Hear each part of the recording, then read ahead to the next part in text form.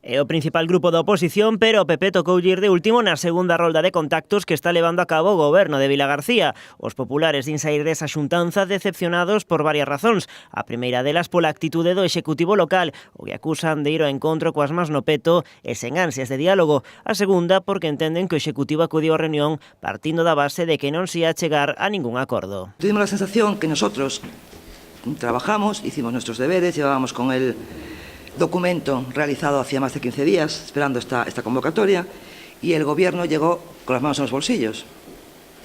No aportó ni un solo documento más. No aportó el anexo de inversiones, que es el documento fundamental que marca la política de un gobierno local.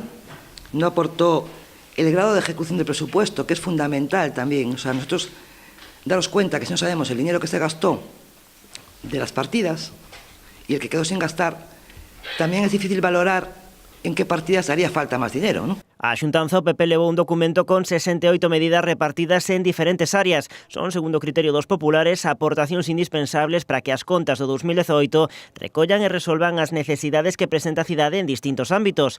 Entre esas propostas alientan algunhas en seguridade viaria, promoción turística ou política social. Tamén demandan a aprobación dunha ordenanza de publicidade, un asunto que o PP considera de capital importancia.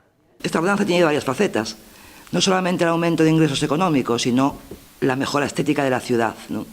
Porque hay carteles por todas partes pegados y por todas las escaparates y sobre todo edificios que están, pues que hace tiempo que están abandonados, ¿no?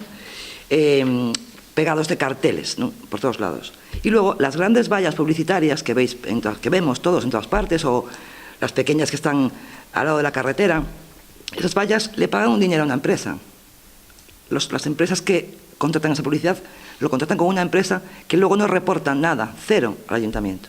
Os populares e o goberno local se atoparon un punto de encontro na demanda de ampliación da depuradora. O PP puxo sobre a mesa o asunto e o executivo local asegurou que xa estaba a estudar o tema. Con esta xuntanza pechouse a segunda rolda de contactos. O goberno Vilagarcía ten prevista unha terceira convocatoria a todos os grupos municipais como paso previo a unha reunión conxunta na que o executivo xa presentaría un borrador das contas para este exercicio.